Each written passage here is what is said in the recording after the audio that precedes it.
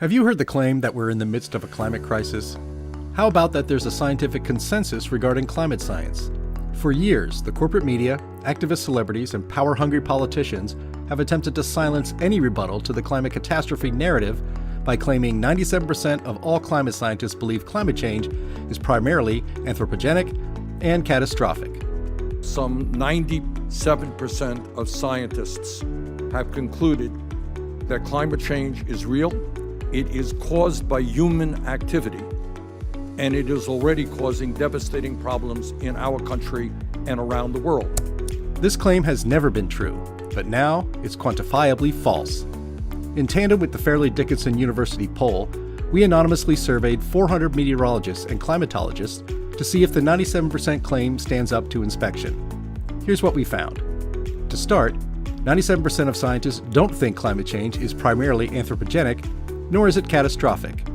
59% of those surveyed said that climate change will cause significant harm, not 97%. The interesting aspect is that participants under the age of 30 indicated climate change would cause significant harm at a far higher rate than those aged 50 and over.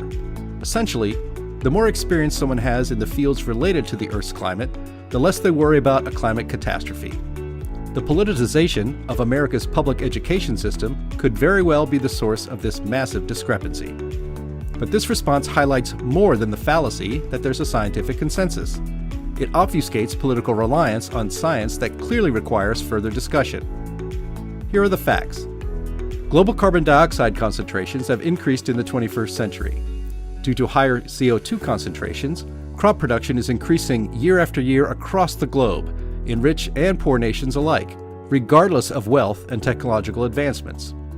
Extreme weather events are not becoming more frequent or severe, and, most importantly, climate-related deaths have decreased more than 13,000% since 1920.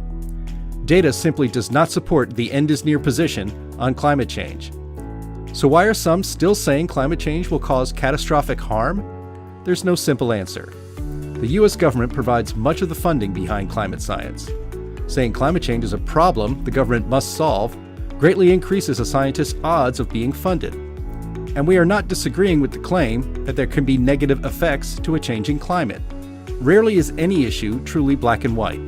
The real debate comes down to weighing these effects against the benefits we're experiencing. So no, there is not a consensus. We don't need to censor people who want to debate policies aimed at curbing CO2 emissions. Differing viewpoints being put under scrutiny is the basis of scientific research. And allowing scientific discourse is the only way that society can be confident the course of action we take is based on sound reasoning, not political will.